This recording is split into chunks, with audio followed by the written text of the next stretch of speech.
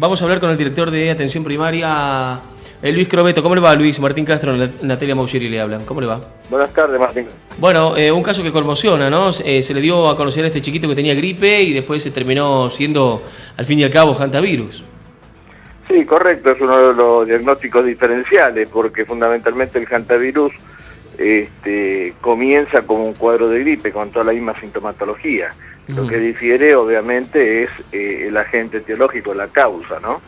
Una es el virus del hantavirus y el otro es el virus de la gripe. Ajá. Y esto quiere decir que no se puede diagnosticar de una. Uno puede, digamos, como médico, diagnosticar una gripe a principio, pero esperar el resultado del análisis. Bueno, para la evaluación final. Todo depende del caso del paciente. Uno debe, ante un paciente con características de un cuadro gripal, siempre se ponen en marcha distintos mecanismos diagnósticos. No solamente nos quedamos con el diagnóstico presuntivo de gripe. Además hay que tener en cuenta también el área donde vive el paciente, las actividades que estuvo realizando en los últimos tiempos. Esos son todos factores de tipo orientadora, porque usted me dice que un paciente que consulta porque tiene dolor de pierna, dolor de cabeza, temperatura, estuvo 2 o 3 días antes limpiando un galpón, por ejemplo, claro, que es son referencia claro, me va a orientar hacia el lado del hantavirus, obviamente. Absolutamente. Ahora, Crobeto, cuando, por ejemplo, el hantavirus se da en ese tipo de lugares y también en las zonas digamos, en las periferias de las ciudades. Sí, el hantavirus se da, primero, es un virus que está transmitido por los ratones, fundamentalmente a través de la orina y de la materia fecal de los ratones. Esto se puede dar tanto en una zona rural como en una zona perirural, y también se puede dar, ¿por qué no?, en una zona urbana. Digamos, urbana. Sí. Todo depende de cuál sea el hábitat que el ratón encuentra alrededor para poder vivir. Si usted vive en una zona urbana, pero tiene el pasto alto, acumula leña, deja basura tirada, y bueno, tiene altas posibilidades de que en algún momento el ratón llegue ahí. Claro. Tiene refugio de alimento, así que... Claro, y el ratón defeque en algún lugar, en alguna alacena... En cualquier lugar puede defecar un ratón o orinar un ratón, no solamente en un galpón, en una casa también. Por eso nosotros decimos que desde el punto de vista de medidas preventivas, viva donde se viva, primero, tratar de mantener el pasto alrededor de la casa corto, no acumular leña en caso que la utilice porque la usa para calefaccionarse, por ejemplo. Cada 30 días o 20 días hay que cambiarla de lugar, fundamentalmente para no favorecer el desarrollo de los nidos. Cuando se va a ingresar a un galpón o a una casa, un ambiente, un dormitorio que hace mucho tiempo que no se utiliza y demás, hay que abrir todas las ventanas y puertas, dejar por lo menos 30 minutos que se ventile y no barrer porque eso levanta polvo, y en caso que haya excremento, va a levantar el virus que la persona puede perfectamente aspirarla. Hay que desinfectar cuando uno encuentra en la casa o en algún lugar, encuentra deposiciones de lauchas o de rastas, hay que mojarlos con lavandina, dejarlo actuar 30 minutos y después recién levantarlo utilizando para ello de goma y demás, es decir, tener una protección para evitar toda posibilidad de contagio. Sí, Crobeto, digo, en un caso de hantavirus, ¿cómo se lo toma? ¿De mediana, baja o alta complejidad? No, un caso de hantavirus es un caso de hantavirus que puede complicarse o no, depende de la gravedad que pueda alcanzar el cuadro, incluso puede llegar a ser mortal también. Ajá, pero ¿se puede atender en cualquier lugar o hay que llevarlo a un lugar en particular, digamos? No, hay que llevarlo a cualquier centro asistencial donde ahí se lo va a evaluar, le harán los análisis y de acuerdo al caso del paciente va a ser derivado a un hospital donde tenga complejidad intermedia o donde tenga terapia intensiva, depende del caso, de cuál estemos hablando. Y por ejemplo el caso de Pintos, de este chiquito, digamos, después de haber tardado tantos días en descubrir cuál era la enfermedad, ¿eso le puede traer complicaciones?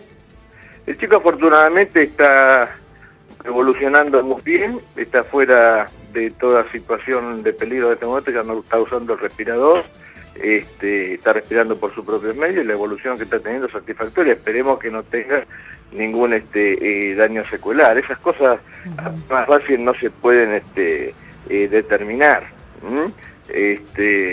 Además es una enfermedad que se presenta de esta manera, te vuelvo a repetir, como un cuadro de tipo gripal, que en algún momento comienza a complicarse con la vía respiratoria. Cuando uno empieza a estudiar ese aspecto, dentro de diagnósticos diferenciales está el hantavirus, y cuando el diagnóstico viene positivo es ahí donde tenemos puesto el nombre y apellido de la enfermedad.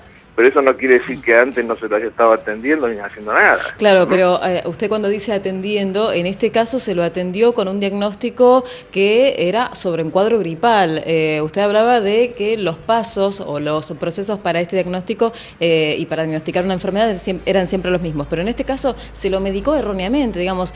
¿No considera usted que el error estuvo ahí, digamos, en esconder el verdadero cuadro del joven? Yo no voy a hablar de un caso que no conozco en particular. Pues no conozco la historia clínica, ni he visto al paciente, ni mucho menos puedo hablar de error diagnóstico, de error de tratamiento. Yo no podría cometer un error de ese tipo. Lo que yo le puedo decir que es un paciente, el hantavirus es un cuadro que comienza con un cuadro de gripe. Cualquier médico tiene el derecho de hacer un diagnóstico de gripe y a partir de ahí lanzar el resto de las otras diagnósticos diferenciales que se realizan. Y con la evolución hará el diagnóstico definitivo. Pero bajo ningún punto de vista estoy hablando de una error. Discúlpeme, Crobeto, pero digo, ¿no hay un protocolo, digamos, en la actuación del médico en cuanto a la pregunta en determinados lugares, así como usted lo dijo? Bueno, ¿qué hizo en los últimos días este chico? Usted lo aclaró muy bien y fue muy docente en ese sentido. Por supuesto que hay un protocolo de intervención y demás, pero tampoco va a marcar una diferencia fundamental en el tratamiento de un paciente con una característica. Pero sin el diagnóstico, digamos. ¿Cómo? Sí, pero sin el diagnóstico, ¿no? Es el nombre y apellido. El diagnóstico es el nombre y apellido.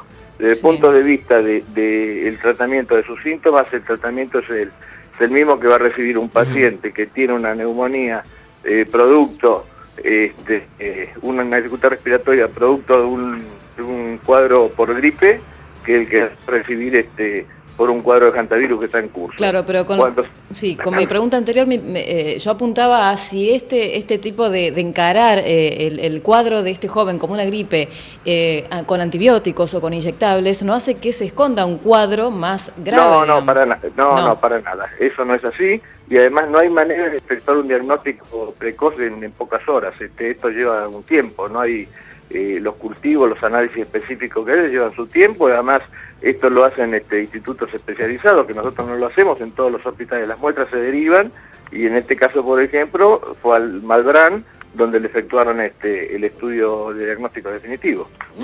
Luis, vamos a ver si nos puede responder algunas preguntas que nos están llegando a través de nuestro tweet. Tiene que ver con cómo se contagia este virus. ¿El chico contagia, no contagia? No, esto no se contagia de persona a persona.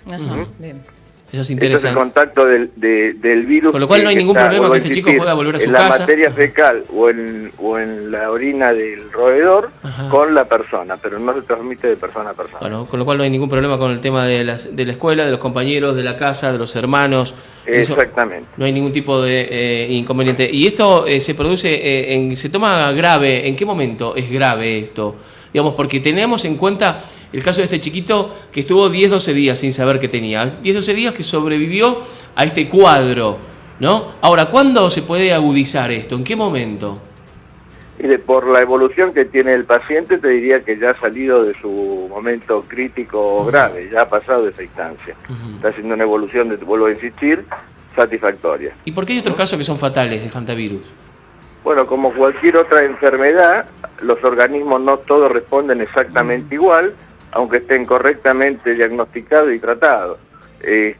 Algunos pacientes pueden no tener una evolución satisfactoria, ya sea por la agresividad del virus o por la debilidad de su defensa. Y posterior al virus, ¿la vida de este chiquito será normal, o de este chiquito, o de cualquier paciente que se pueda contraer a hantavirus? En la mayoría de los casos es totalmente normal. De todos modos, la prudencia llama a decir que hay que esperar la evolución y ver cómo termina el cuadro. Crobeto, ha sido muy amable. No, por favor, eso. Hasta luego. Gracias.